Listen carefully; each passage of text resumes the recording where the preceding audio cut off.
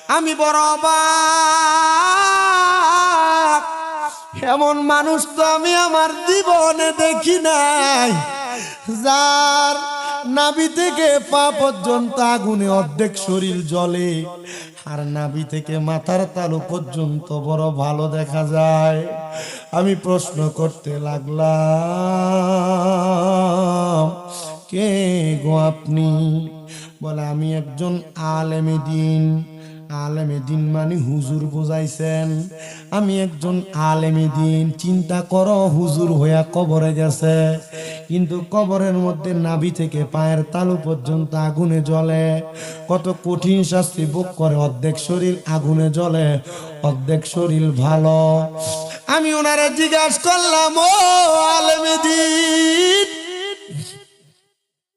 আপনার কেন এমন অবস্থা?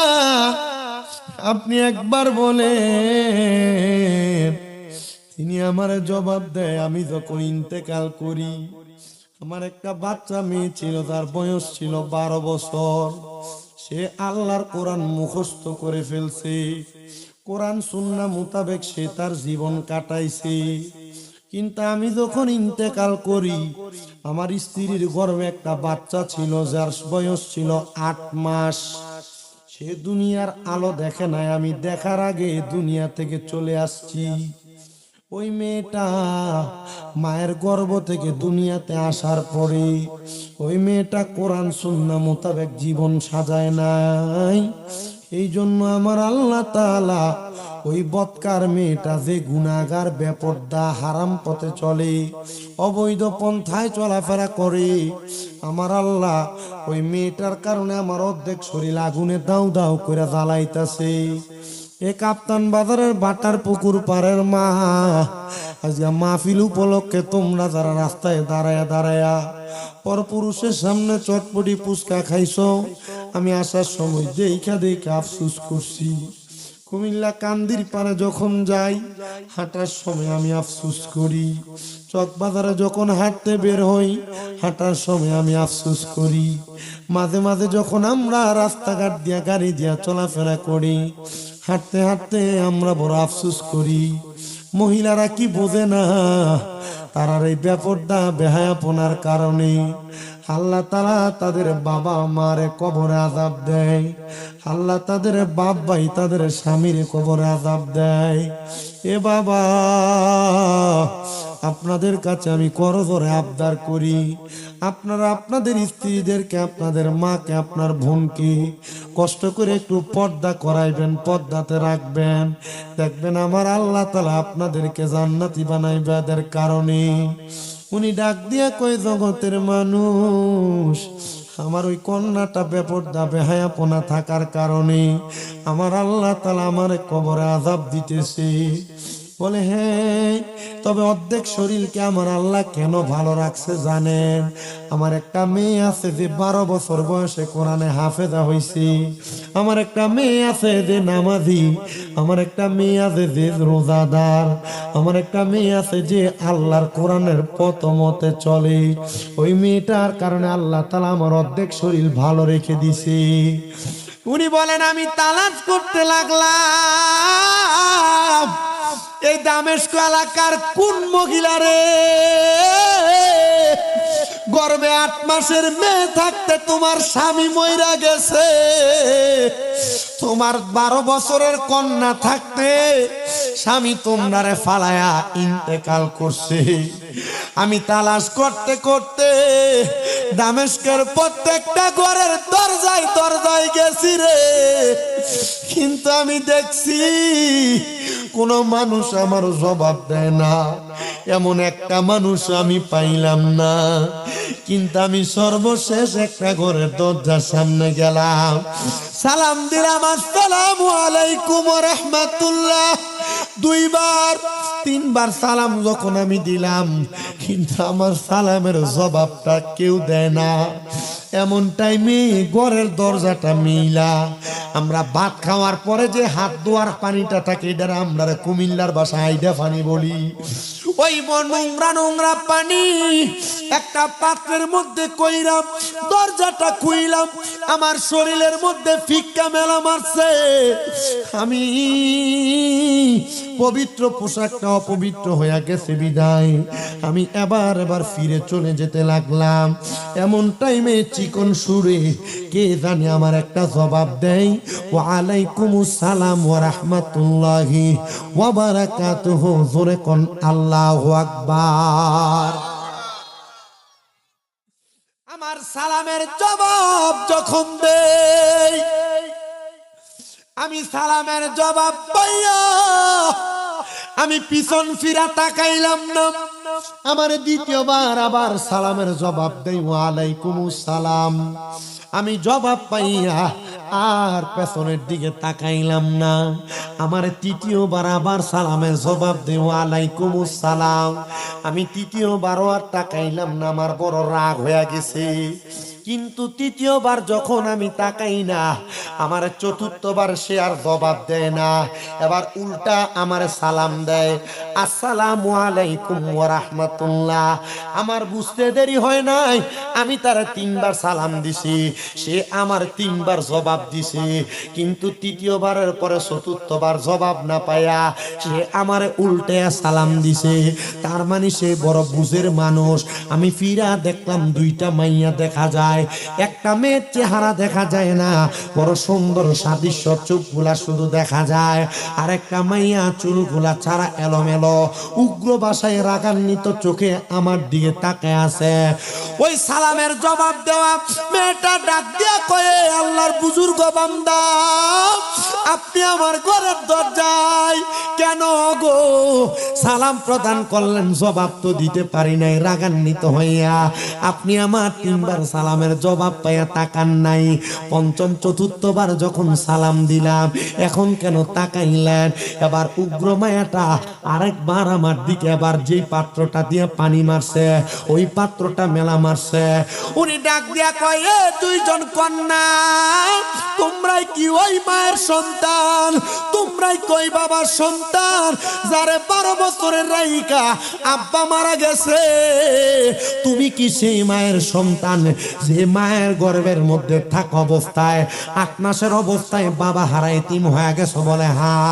বলে এতক্ষণে বুঝতে পারছি রে মাইয়ার দল, তুমি মেয়ের কারণে তোমার আব্বা দুজকের আগুনে জ্বলে। মেয়েটা লাফ দিয়া হুজুরের কদম গুলাতে ধরছে, হুজুর যেই বাবারে আমি জন্মের পরে একবারও দেখি নাই, আমি মায়ের গর্ভে থাকতে আমার আব্বা ইন্তেকাল করেছে। আপনি কি বলেন? আমার কারণেই বুঝি আমার আব্বা কবরের আযাবের শিকার। ভালোবাসি তোমায় বাবা, বুকটা যে যাইছি রে, তোমার কথা হৃদয় মাঝে পড়ছে বারে বারে। বাবা তুমি কেমন আছো ছোট্ট মাটির ঘরে, তোমার কথা হৃদয় মাঝে পড়ছে বারে বারে। বাবা গো হো বাবা, বাবা গো হো বাবা। আমি জানি না এই কাপ্তান বাজার বাটার পুকুর পারে কোন সন্তানেরা জানি তাদের বাবারে মনের উপর মন মাটি দিয়া কবরে শোয়া দিয়া আজকের মাহফিলের মধ্যে বসে গেছো। সন্তান, আব্বা বড় কষ্ট করে তোমার মানুষ করছে, এখন তোমার টাকার অভাব নাই রে, কিন্তু আব্বার মুখে একটু দামি খানা তুমি তুইলা দিতে পারো না। আব্বা জান কবরের বাসিন্দা। হে সন্তান, বাবার বয়সী কোন মূর্খত মুরব্বীরা চোখের সামনে দিয়া হাঁটে, তুমি তোমার আব্বা জানরে দেখো না। ওরে দরজাটা খুলতে এ যাই ধোকা, বাবা বুঝি বলছে এলে নাকি খোকা, বুকের ভিতরটা লড়ে চড়ে ওঠে, সবাই আছে শুধু বাবা নেই, শুধু বাবা নেই। হে যুবক, ওই বাবা বুঝি কবরের বাসিন্দা, ওই মা বুঝি কবরের বাসিন্দা। মা দামি কোনো খানা খায় নাই, মা সকালের পান্তা বাতি খায় নাই, রাইখা দিছে আমার সন্তান রৌদ্র দিয়ে আইলে পান্তা বাতি খাইলে কলিজা ঠান্ডা হবে। ওই মা এখন কার কবরে শোয়া? আজকে বাটার পুকুর পাড়ের মাহফিলে তোমরা বসছো, আগে এক বেলা খানা না খাইলে মা বারবার বলতো সন্তান খাও না কেন, পেটটা দি পেটের সাথে লাইগা রইছে। এখন 2-3 বেলা খানা না খাইলো কেউ একবার আয়া দিগায় না সন্তান খাও না কেন। আরে দিগাইব কে? মা তো কবরের বাসিন্দা। আরে নিজে না খেয়া কত খানা মা খাওয়াইছে, আজকে ওই মা কবরে। তোমার ঘরে কত মেহমান খানা খায়, কিন্তু তুমি তোমার মারে খানা খাওয়াইতে পারো না। খাওয়াই কোনো জানেন না ভালো করে। ইমান যদি ঠিক থাকে আপনি কখনো কবর হাসরের কথা ভুলে যাবেন না। ইমান যদি ঠিক থাকে তাহলে কোনোদিন আপনি আপনার তকদিরের ব্যাপারে বাজে মন্তব্য করবেন না। ইমান যদি ঠিক থাকে পরকালের ব্যাপারে আমার মধ্য থেকে টেনশন চলে যাবে না। ইমান যদি ঠিক থাকে তাহলে একটা মানুষ কোনোদিন নামাজ ছাড়বে না। বলো হুজুর এটা কি বলেন? ইমান আর নামাজের সাথে সম্পর্কটা আবার কিসে? আমি জানতে চাই বাবারা, ও কাপ্তান বাজার ভাটার পুকুর পাড়ের মানুষ, একটা মানুষ বেঁচে আছে কিন্তু মানুষটার পিঠ নাই, পিঠ ছাড়া মানুষ, যেটাকে দুনিয়ার মানুষ।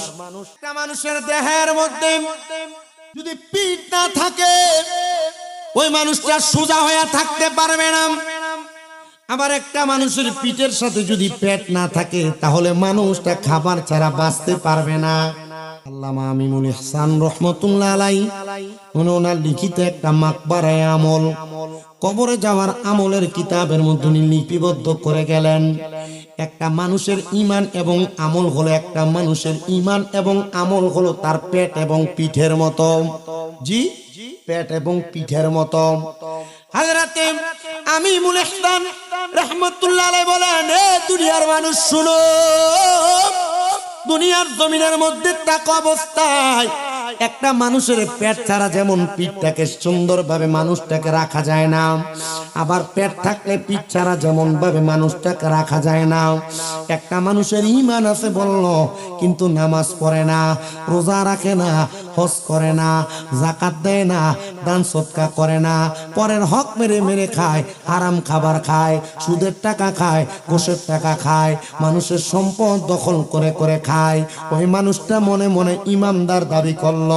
এবার আপনারা বলেন, এমন মুসলমান দাবি করা মুসলমান যারা নামের মুসলমান, হারাম খায়া খায়া পেটটা বড় বানাইছে, পরের হক মাইরা মাইরা খায়, মানুষের উপর অন্যায় অত্যাচার করে করে খায়, এমন নামের মুসলমান সোনার বাংলাদেশে আছে না? না আমার মুসলমান ইমানদার শুনো, এই ঈমান এবং আমল দিয়া একটা মানুষ আমার আল্লাহ তাআলার দরবারে কত দামি হয়। আমার আল্লাহ তাআলা ঘোষণা করে, উলাইকা হুম খায়রুল বারিয়া। যারা ঈমান এবং আমল এই দুইটাকে সুন্দর করতে পারে এরা হলো আমার আল্লাহ তাআলার কাছে সবচাইতে ভালো মানুষ, সবচাইতে ভালো বান্দা।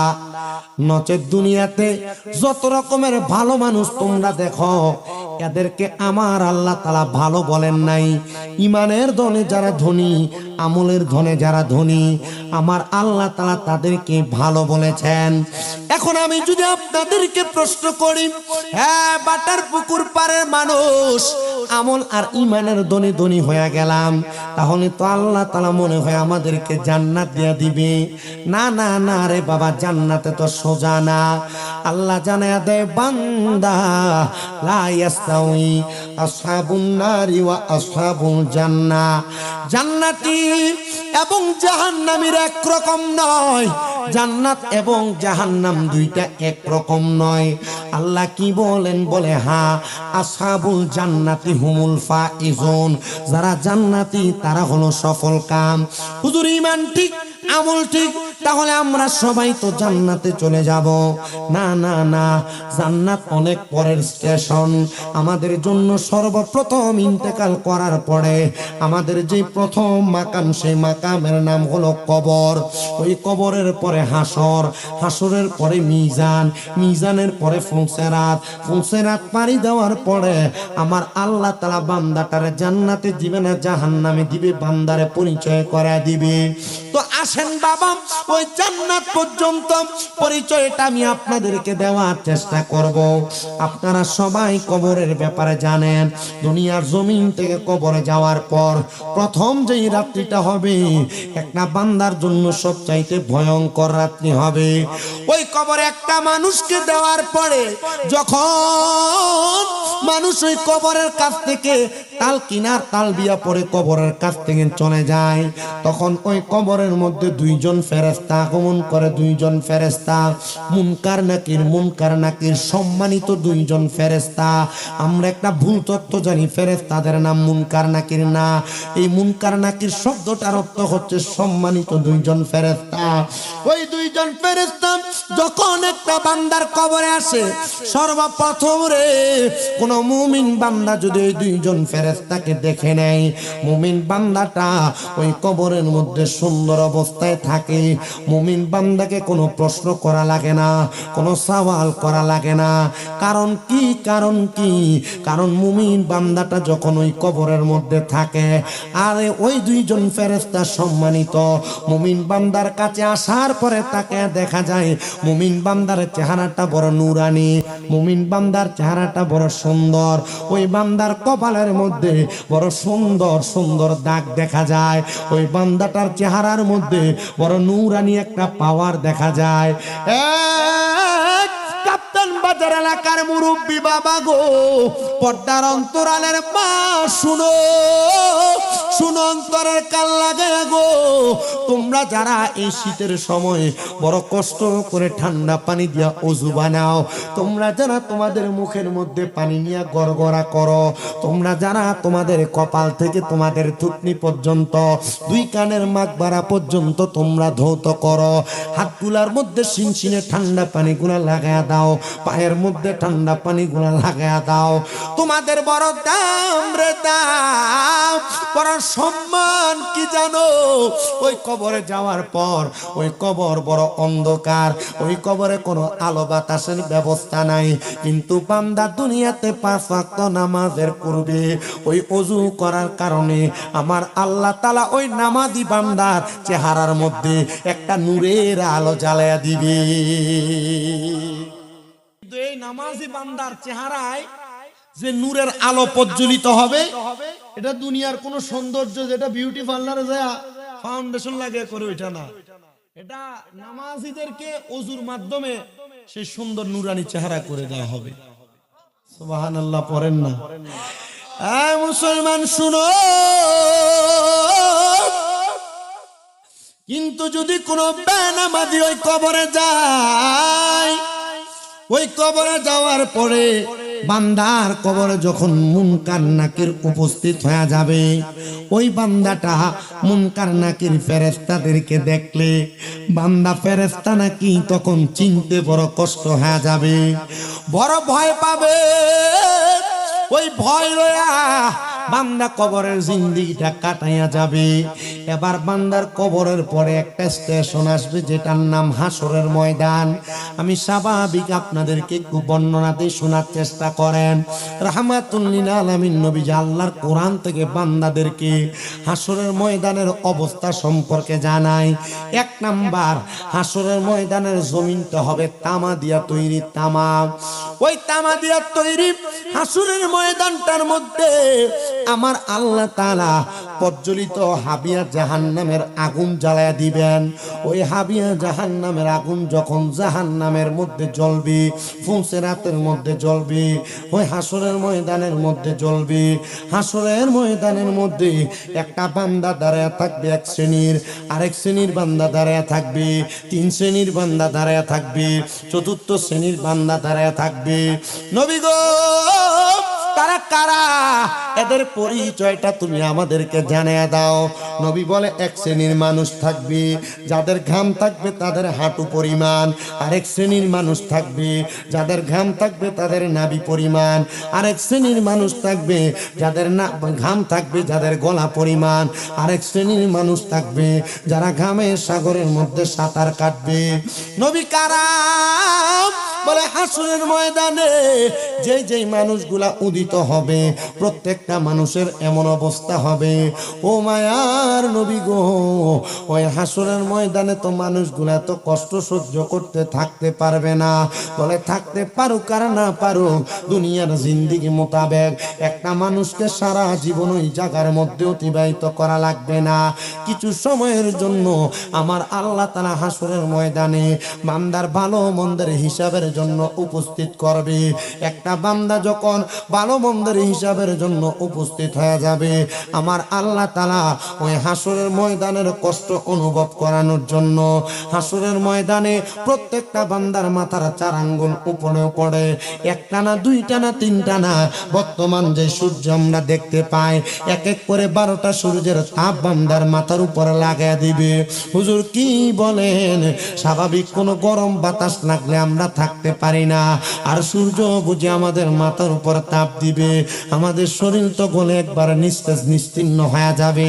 হ্যাঁ, কাপ্তান বাজারের বাটার পুকুর পাড়ের মানুষ শুনো, শুনো রে, যখন বান্দার মাথার উপরে 12 সূর্যের তাপ পড়তে লাগবে, বান্দা হাই হুতাশ আফসুস আফসুস করতে থাকবে, বান্দার মগজ গইলা গইলা বান্দার কানের ছিদ্র দিয়া বের হতে লাগবে, বান্দার শরীরের চামড়া গুনা পর্যন্ত গনে গনে পড়ে যাবে। ওই বান্দা বড় কষ্ট পাবে, ওই বান্দা বড় কষ্ট পাবে। আল্লাহ শুধু বান্দা কষ্ট কষ্ট কষ্ট নিয়াকে হাসরের ময়দানে থাকবে। বলে, না রে না, ওই হাসরের ময়দানে বান্দা শুধু এই কষ্টটাই অনুভব করবে না, ওই বান্দাটা হাসরের ময়দানে যখন উঠবে তার শরীরে কোনো জামা থাকবে না, অহংকারের পোশাক, সুন্দর পাঞ্জাবি, মাথায় পাগড়ি, মুখে দাঁড়িয়ে আছে। আমি অহংকার করে রাস্তা দিয়ে হাঁটলে আমি মানুষের সঙ্গে কথা বলি না, আমার অহংকারের চাদর আমার শরীরে থাকবে না, আমার অহংকারের পোশাক আমার শরীরে থাকবে না। যেই সাদা কাপড় দিয়া 3 টুকরা দিয়া পুরুষকে 5 টুকরা দিয়া মহিলার বিদায় দিব, ওই কাপড় হাসরের ময়দানে থাকবে না। প্রত্যেকটা মানুষ, সন্তান, বাবা মা, আত্মীয় স্বজন সবাই একবারে বিনা কাপড়ে উলঙ্গ অবস্থায় হাসরের ময়দানে উঠবে। ওই হাসরের ময়দানে যখন বান্দা উঠবে রে, প্রত্যেকটা মানুষ উপরের দিকে তাকিয়ে থাকবে, একজন আরেকজনের দিকে তাকাইতে পারবে না। বলে, কারণ কি? বলে, সে তার নিজের আমল আখলাক নিয়ে নফসি নফসি করবে। সন্তানকে, বাবাকে কেউ কাউকে চিনবে না। ও নবী, আমরা বড় গুনাহগার, আমরা বড় বদকার, আমরা বড় সিয়াকার, আমরা বড় বেনামাজি, আমাদের পেটের মধ্যে কত মানুষের হকের খানা আছে। ও নবী গো, এমন কষ্ট তো আমরা বান্দা উম্মতে মুহাম্মদী সহ্য করতে পারবো না। নবী বলে, শুনো, যদি তুমি ঈমানওয়ালা হও, যদি তুমি আমলওয়ালা হও, আজান দেয়, বয়স এখনো বাকি, এখনই নামাজ পড়বো নাকি? না না না, যখন কোনো বান্দা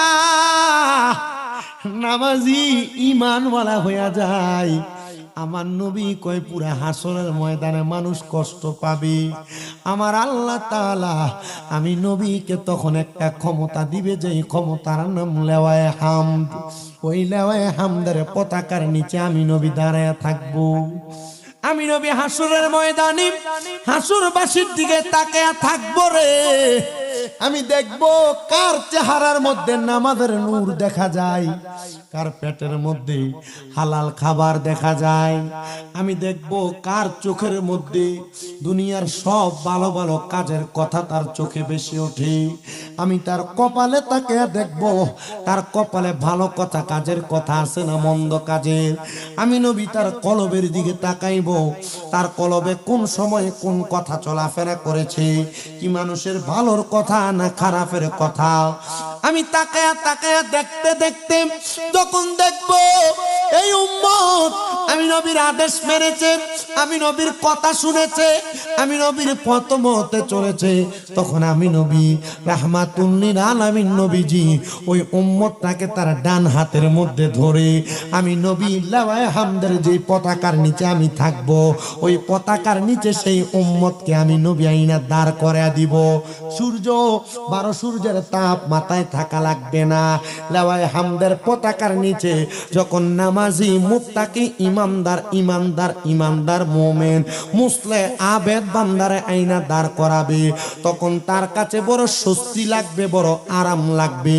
ইয়া রাসূলুল্লাহ, এমন আরামকে আমরা পাবো যদি তোমরা পাইতে চাও তাহলে ইমানের ধনে ধনী হয়ে যাও, আমলের ধনে ধনী হয়ে যাও।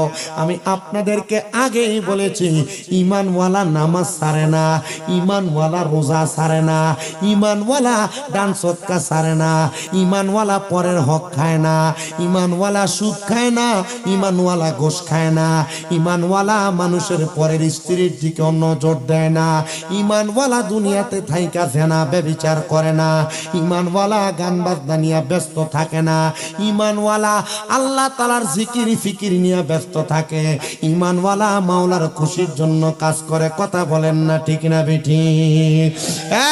মুসলমান শোনো, দামেস্ক এলাকার বাদশা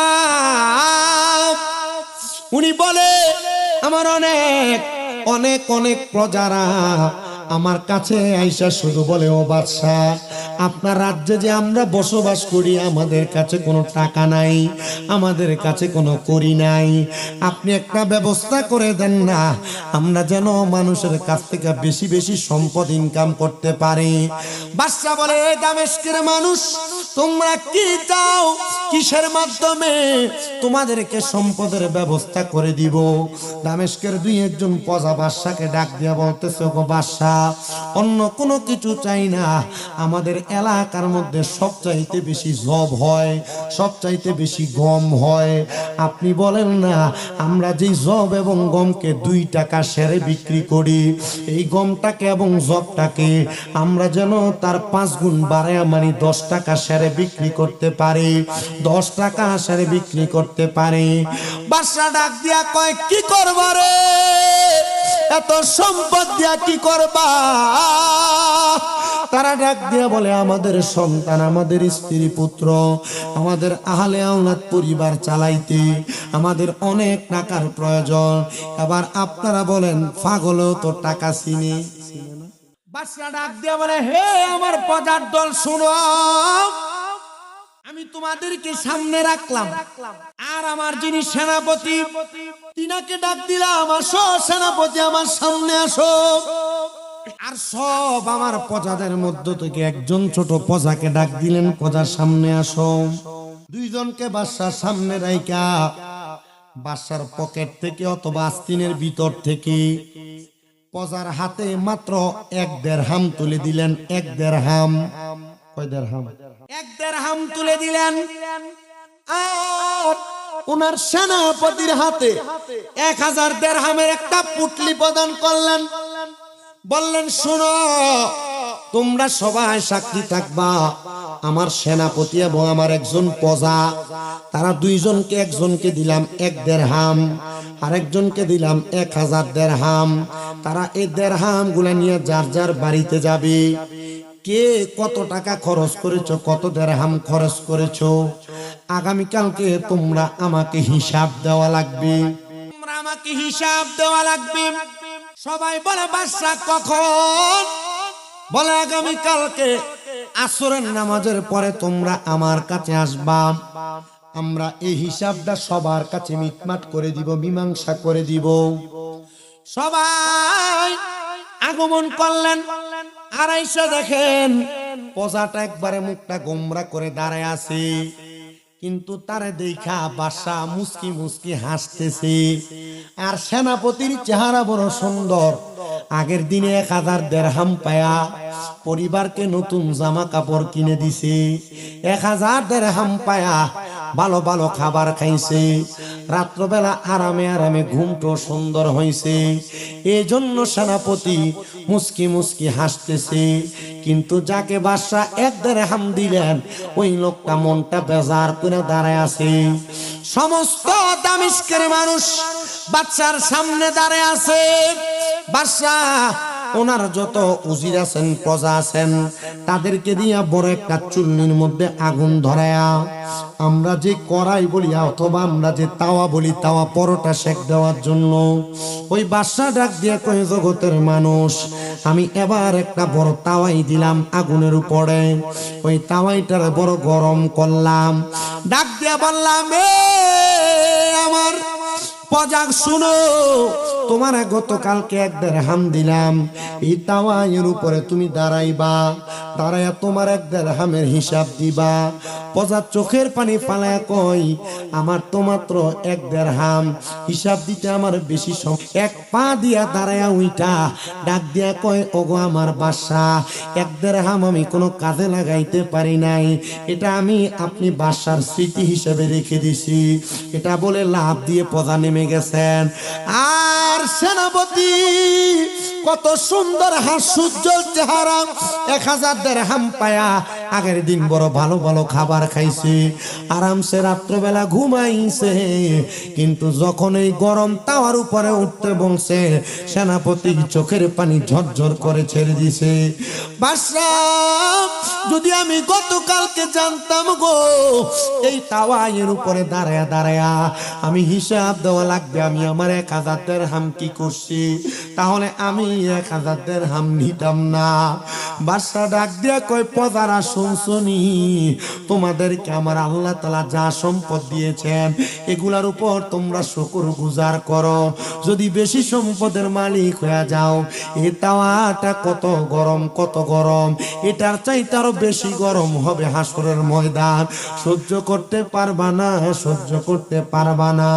যত অর্থ ইনকাম করবা, সব অর্থের হিসাব সে জায়গায় দেওয়া লাগবে।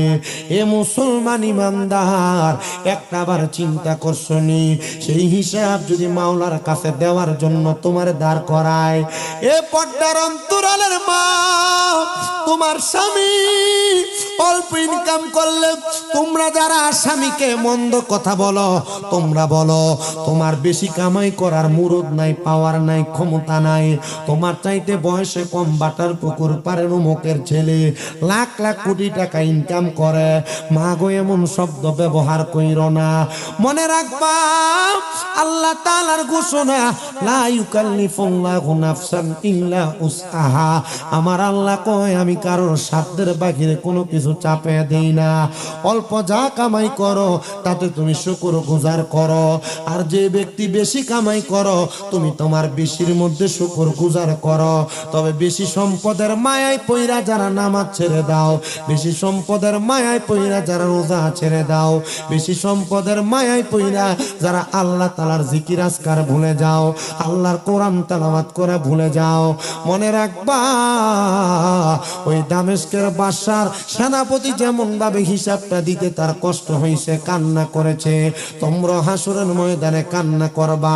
তোমার সন্তান তোমার উপার্জিত অর্থ আহার করেছে, কিন্তু তোমার সন্তান তোমার পাশে দাঁড়াবে না। সন্তান বলবে, আমার বাবা হিসেবে ওনার দায়িত্ব ছিল আমাকে খাওয়ানো, হালাল খাওয়াইলো না হারাম খাওয়াইলো এটা আমার দেখার বিষয় না। উনি ওনার জবাব দিবে।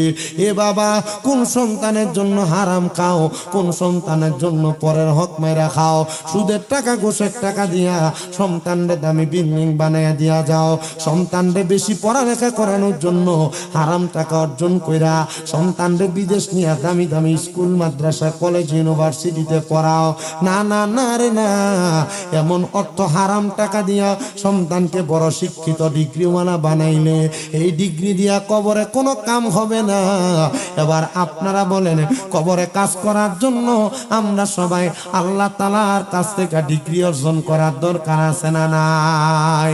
ওই ডিগ্রিটার নাম হলো ঈমান আর আমল।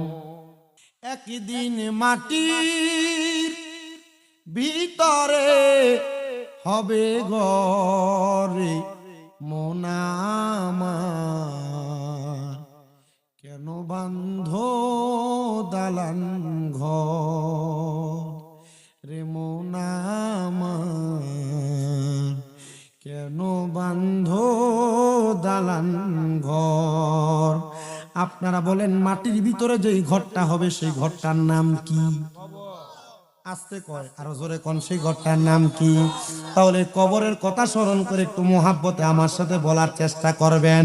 একদিন মাটির ভিতরে হবে ঘর রে মন আমার, কেন বান্ধ দালান ঘর রে মন আমার, কেন বান্ধ দালান? প্রাণ পাখি উড়ে যাবে পিঞ্জর ছেড়ে, ধরা দমে সবই রবে তুমি যাবে চলে। বন্ধু বান্ধব যত মাতা পিতা তারা সুত, বন্ধু বান্ধব যত মাতা পিতা তারা সুত, সকলই হবে তোমার পর রে মন আমার, কেন বান্ধ দালান ঘর রে মন আমার, কেন বান্ধ দালান ঘর? একদিন মাটির ভিতরে হবে ঘর রে মন আমার, কেন বান্ধ দালান ঘর? দেহ তোমার চর্ম চর গলে পচে যাবে, শিরায় উপশিরা গুলো ছিন্ন ভিন্ন হবে। দেহ তোমার চর্ম চর গলে পচে যাবে, শিরায় উপশিরা গুলো ছিন্ন ভিন্ন হবে। দণ্ড মেরু দণ্ড সবই হবে খণ্ড খণ্ড, দণ্ড মেরু দণ্ড সবই হবে খণ্ড খণ্ড।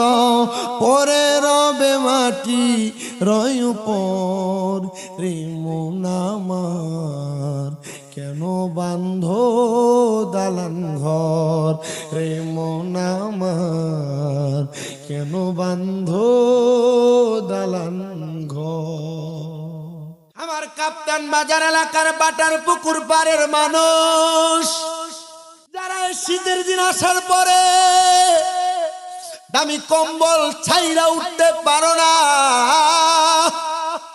আরামের গরম বিছানা ছাইরা উঠতে পারো না, আমি তোমাদের কাছে ওই বাদশার পরিবর্তনের পরে বাদশার স্ত্রী কেমনে ইসলামের উপর পরিবর্তিত হয়ে আগমন করছে একটু শোনাই, শোনো।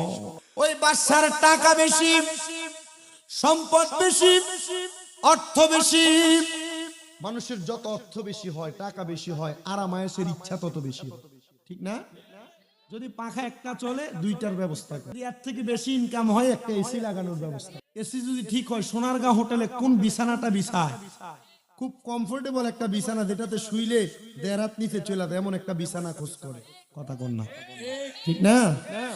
দামি বিছানা তালাশ করে বাচ্চার স্ত্রী বলেন আমার সম্পদের কোনো অভাব নাই, আমি যে বিছানাতে ঘুমাই। মানুষ 3 কারণে বেশি ইনকাম করে। কয় কারণ? কথা কন না। কয় কারণ? ভালো থাকা, ভালো খাওয়া, ভালো ঘুম, ভালো খাওয়া, ভালো চিকিৎসা। কয়টা কারণ? এই 3টা দিক একটা মানুষের ঠিক থাকলে এ মানুষ আর দিন দুনিয়ার কথা চিন্তা করে না। দিন দুনিয়ার কথা চিন্তা করে না। এই 3টা জিনিস। বাদশার স্ত্রী বলেন, আমি যে বিছানাতে ঘুমাই, এই বিছানা বড় আরামের বিছানা, বড় সুন্দর বিছানা। তো বিছানাটাকে পরিষ্কার করে প্রতিদিন ওই বিছানার উপরে সুন্দর সুন্দর গোলাপের পাপড়ি বিছিয়ে দিতেন। গোলাপের পাপড়ি। একটা দাসী রাখলেন, একটা বান্দি রাখলেন, একটা কাজের মহিলা রাখলেন। সুন্দর করে প্রতিদিন ওই আলেয়া নামক একটা মহিলা, ওই কাজের মহিলাটা বাদশার রানীমা যিনি, শাহজাদি যিনি, রানীমার বিছানার মধ্যে সুন্দর সুন্দর গোলাপের পাপড়ি আর সুগন্ধি ছিটিয়ে দেয়। সব সময় ওই বিছানার মধ্যে আরামে আরামে ঘুমায়। একদিন ওই আলেয়া নামক ওই দাসী মহিলা তিনি বলেন, আমি চিন্তা করতে লাগলাম, এত সুন্দর সাদা একটা বিছানা, যেটার উপর গোলাপের পাপড়ি ছিটাইলে, সুন্দর সুগন্ধি মারলে, এটার মধ্যে রানীমা আরামে ঘুমায়। আমি যদি একদিন ঘুমাইতে পারতাম। তিনি আরামে সে বিছানায় একদিন রানীমার অগোছরে বিছানাতে ঘুমাইছেন। এই অগোছরে বিছানাতে ঘুমানোটা রানী এসে দেখছে। দেখা 2 জন রাজকর্তা অথবা কর্মীকে ডাক দিলেন, এ কাজের মহিলাকে নিয়ে যাও আর পুরো এলাকার মানুষকে খবর দাও যে রানীমায়ের বিছানা সুগন্ধি এবং আরামদায়ক বিছানাতে ঘুমানোর কারণে কাজের দাসী বান্দি মহিলা আলেয়ার শাস্তি হচ্ছে, আমরা 2 জন তাকে চাবুক দিয়ে আঘাত করব। চাবুক দিয়ে আঘাত করার সময় তার 2 হাত পেছনে বাঁধা থাকবে, পাগুলা বাঁধা থাকবে। এলাকার সব মানুষ আগমন করলেন। সবার সামনে ওই কাজের মহিলাটার শরীরের মধ্যে চাবুক দিয়ে আঘাত করা হচ্ছে। একটা না যোহর থেকে আসর পর্যন্ত ওই মহিলাটার, ওই কাজের মেয়েটার শরীরের মধ্যে চাবুক দিয়ে মারা হচ্ছে। এমন টাইমে বাদশার রানী ওনার রাজপ্রাসাদ থেকে আসরের সময় বের হইছেন দেখার জন্য। আয়সা দেখতেছে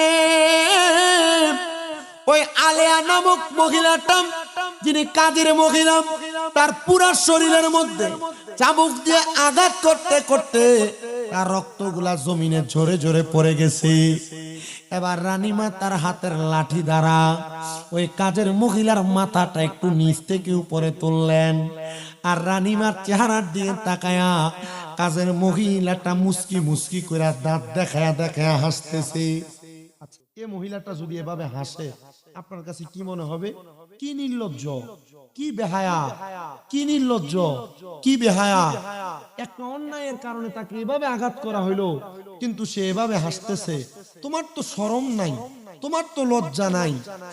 রানীমা ডাক দিয়ে বলেন, এ আমার কাজের দাসী, হে বান্দি, তুমি আমার রাজপ্রাসাদের মধ্যে কাজ করতে বড় সাহসিকতা দেখায়া তুমি যেহেতু আমার বিছানাতে শুইলা, তোমার এত কষ্টে আঘাত দিয়া দিয়া কষ্ট দেওয়া হচ্ছে। এখন দেখি তুমি মুস্কি মুস্কি হাসো। ওই আলেয়া নামক কাজের মহিলাটা ডাক দিয়া কই, শোনেন রানীমা, আমি এমনে এমনে হাসি না, আমি আপনার দূর কথা শুই না স্মরণ করে করে হাসি, আপনার দূর সময়ের কথা স্মরণ করে করে হাসি। রানীমা বড় অবাক হয়ে গেল। কি বলো? বলে, হ্যাঁ শুনেন, আমি কি বলি শুনেন আপনি।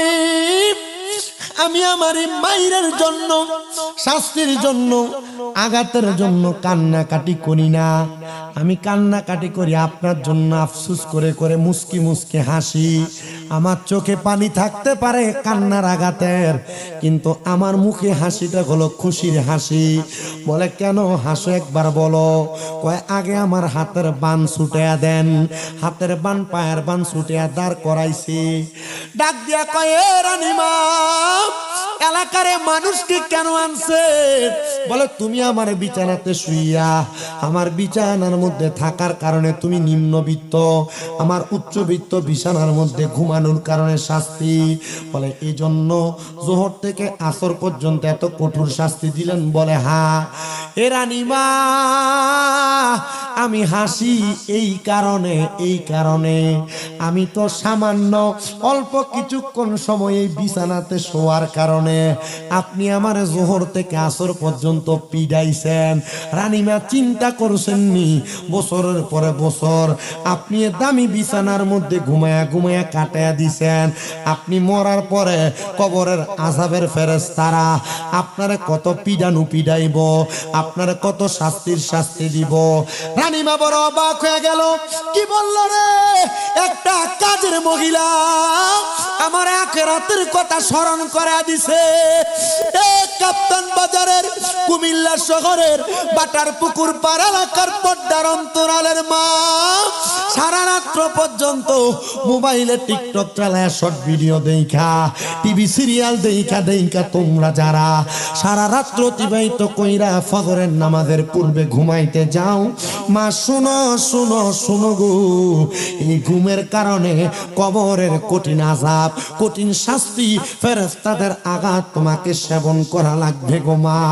এই কষ্ট সহ্য করতে পারবা না।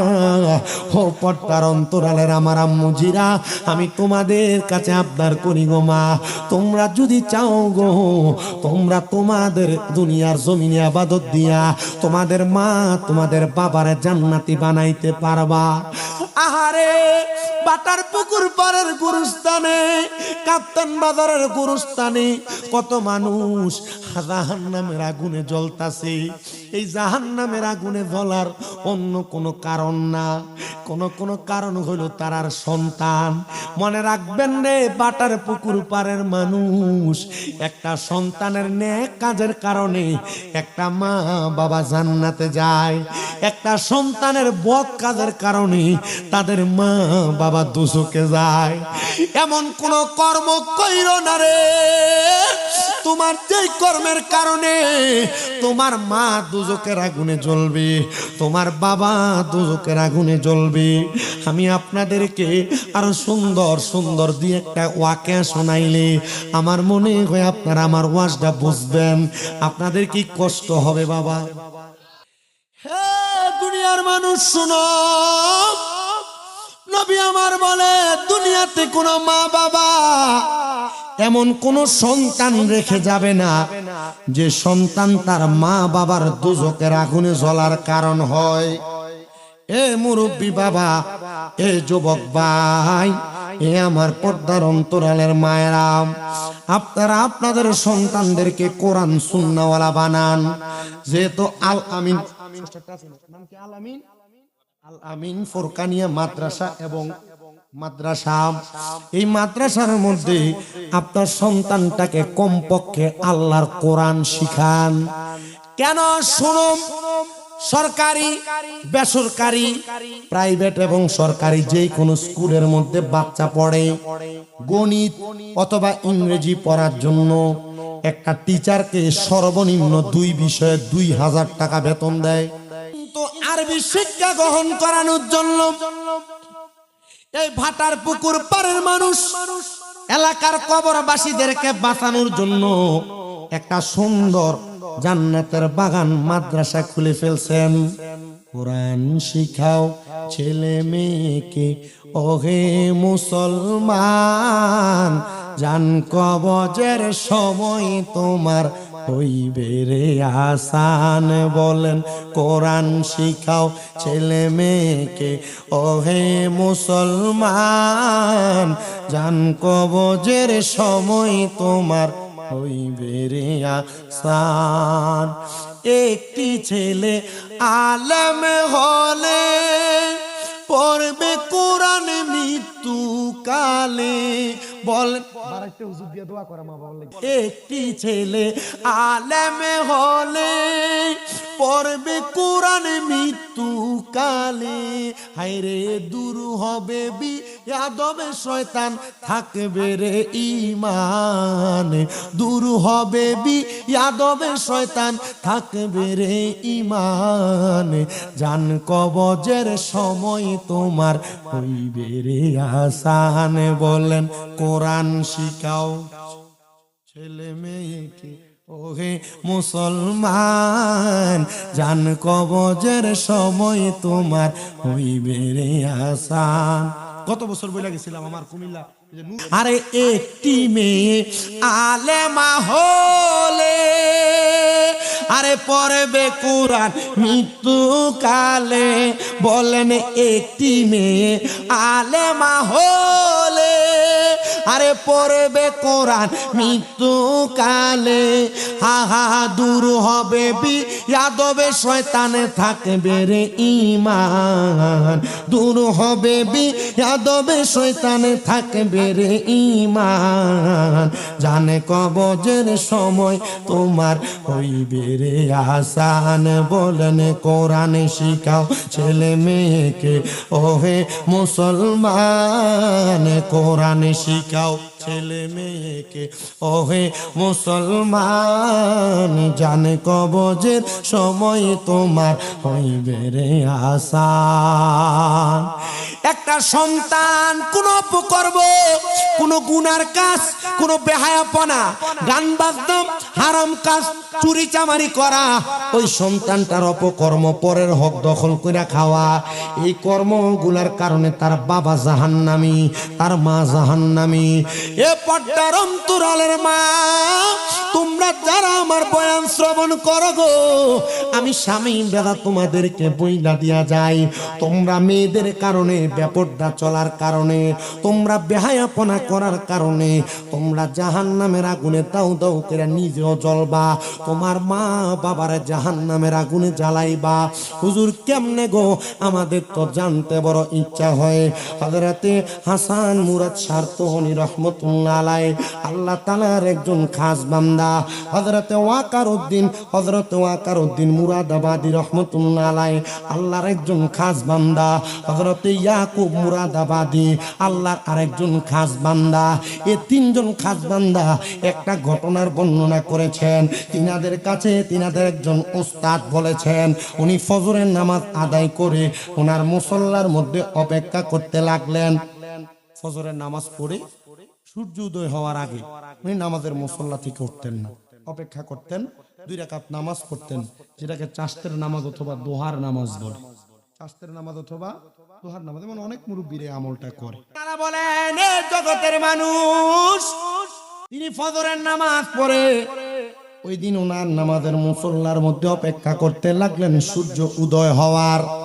কিন্তু যখন উনি সেজদার মধ্যে পড়ে গেলেন, উনি সেজদার মধ্যে একটু ঘুমায় গেলেন। হঠাৎ করে আমি দেখলাম উনি ঘুম থেকে জাগ্রত হইলেন, কিন্তু ওনার চোখগুলা বেয়ে বেয়ে পানি পড়তেছে। তার মানে অস্বাভাবিক কোনো স্বপ্ন দেখেছেন, স্বাভাবিক কোনো স্বপ্ন দেখেছেন। আপনারা অনেকে আপনাদের মা, আপনাদের বাবা, আপনাদের আত্মীয় স্বজন কি মারা গেছেন স্বপ্ন দেখেন না? ওনারা ডাক দিয়ে বলেন, আমরা তাকে দেখলাম উনি ঘুম থেকে জাগ্রত হইয়া চোখের পানিগুলো ফেলে দিয়ে দিয়ে কান্না করতেছে। আমি জিজ্ঞাসা করলাম, ও গো আল্লাহর মকবুল বান্দা, হে আল্লাহর ওলি, আপনি আমারে বলেন না গো আল্লাহর বুজুর্গ, আপনি কেন ঘুম থেকে কান্না করতে করতে জাগ্রত হয়ে গেলেন? তিনি ডাক দিয়া বলতেছে, অন্য কোনো কারণে আমি জাগ্রত হই নাই, আমি জাগ্রত হওয়ার একটা কারণ আছে। বলে কি? বলে করে স্বপ্ন দেখতে লাগলাম আমার সামনে একটা জিন্দা মানুষ হেঁটে হেঁটে আসতেছে, কিন্তু দুনিয়ার মানুষ যেমন তিনি তেমন না। দুনিয়ার মানুষ স্বাভাবিকভাবে হেঁটে আসে, আমি দেখলাম ওনার নাভি থেকে পায়ের তালু পর্যন্ত আগুন দাউ দাউ দাউ দাউ করে জ্বলতেছে, আর নাভি থেকে মাথার তালু পর্যন্ত ভালো দেখা যায়। কবরে আল্লাহ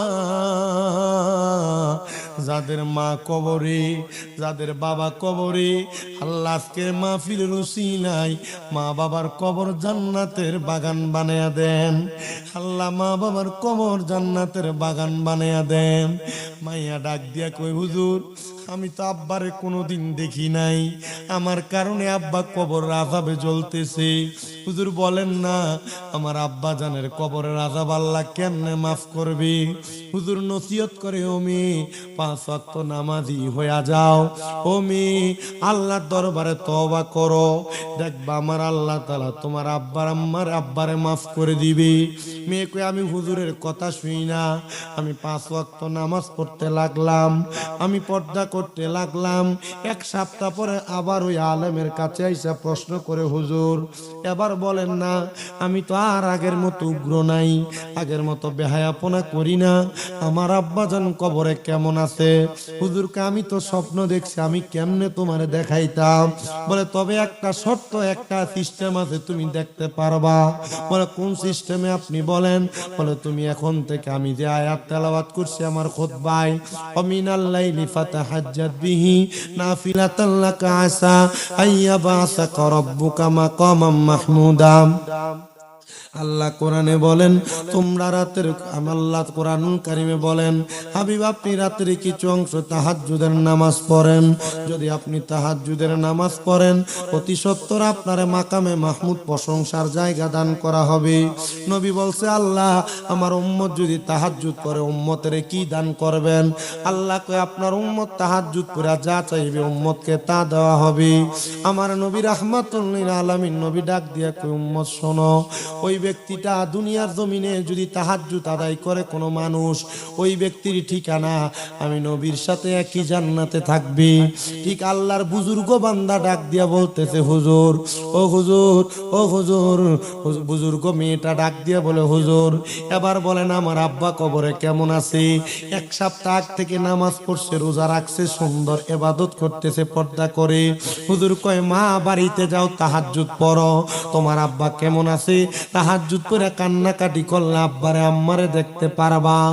সুন্দর করে মাইয়াটা তাহাজ্জুদ নামাজ পড়া শুরু করছে। 3 দিন পর্যন্ত তাহাজ্জুদের নামাজ পড়া ওই আল্লাহর বান্দি যখন কান্না করে, মেয়েটা বলে আমি কান্না করতে করতে নামাজের মুসল্লাটার মধ্যে বেহুশ।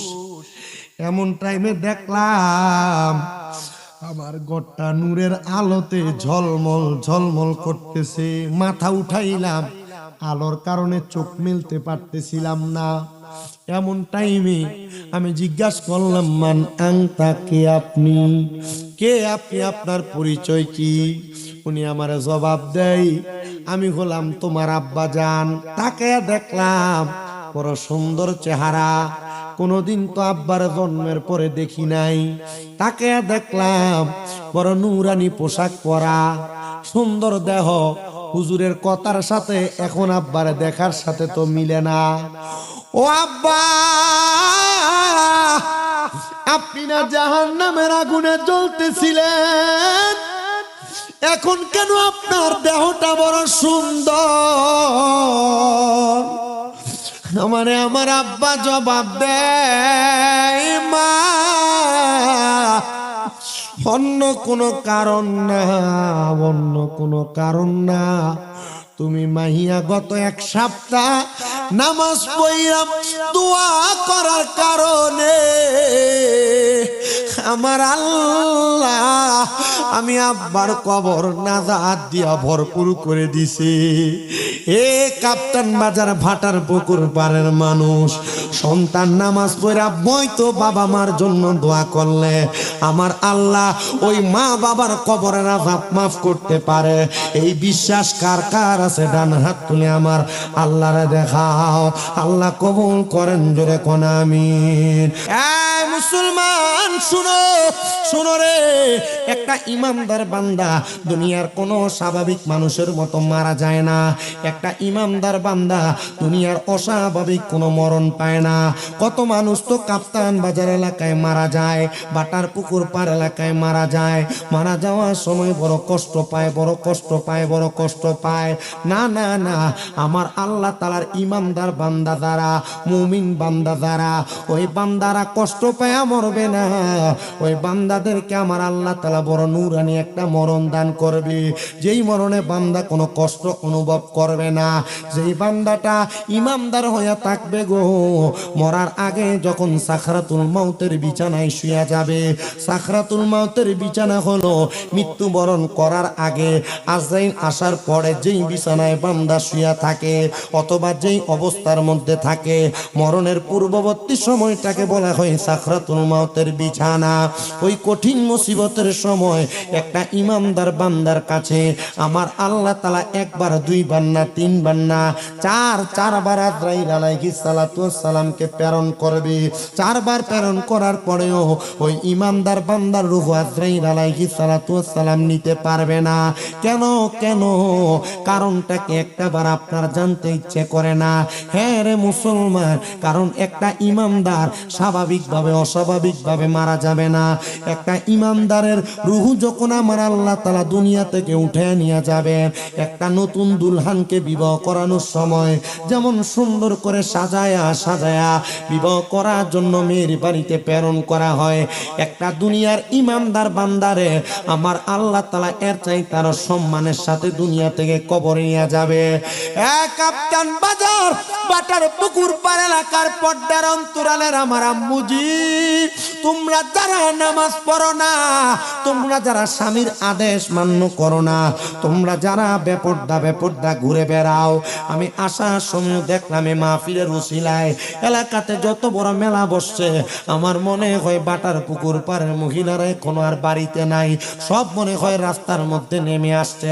ও মা, আমি চাই না গো বাটার পুকুর পাড় এলাকার কোনো মহিলা দোজখে যাক। আমি চাই না গো আপনাদের কোনো ভাই বাবাদের মা বাবা, আপনাদের কারোর স্ত্রী, আপনাদের কারোর বোন, আপনাদের কারোর নিজের মা নিজের বোন এরা দোজখের আগুনে জ্বলুক। আমি চাই এলাকার প্রত্যেকটা মহিলা জান্নাতে যাক। আমি চাই এলাকার প্রত্যেকটা বয়স্ক মুরব্বী জান্নাতে যাক। আমি চাই এলাকার প্রত্যেকটা যুবক ভাই জান্নাতে যাক। আমি চাই এলাকার প্রত্যেকটা ছোট ছোট বাচ্চা জান্নাতে যাক। ইয়া রাসূলুল্লাহ, ও মায়ের নবী গো, আপনি বলেন না জান্নাতে যাওয়ার এমন একটা সহজ উপায়ের কথা বলেন না। নবী আমার বলে, উম্মত জান্নাতে যাওয়ার এক নাম্বার সহজ উপায়ের কথা বললে তোমরা স্বাভাবিকভাবে বুঝবা না। নবী গো, কেমনে আপনি আমাদেরকে বোঝা দেন। বলে, দুনিয়ার জমিনের মধ্যে কোন মানুষ যদি এক নাম্বার মুমিন হয়ে যায়, দুই নাম্বার আমলওয়ালা ইমানওয়ালা হয়ে যায়, এই দুইজন ব্যক্তিকে আমার আল্লাহ তাআলা জান্নাতের উচ্চ পদস্থ মাকাম দান করবে, জান্নাতের সবচেয়ে বড় জায়গা প্রদান করবে। ও আল্লাহ, আমরা ঈমানওয়ালা হওয়ার কথা বলেন। ও বাবা, ঈমানটা পরিপূর্ণ ঠিক আছে কিনা একটা বার আপনি যাচাই বাছাই করে দেখেন। 5 ওয়াক্ত নামাজ পড়তেছেন, কপাল কালো হয়ে যাচ্ছে, কিন্তু আপনার ঈমানের মধ্যে বড় ঘাটতি আছে। আপনি আল্লাহর সঙ্গে শিরিক করেন, আপনি আল্লাহর আদেশ অমান্য করেন, আপনি রাসূল পাকের শান ও মান আজমতের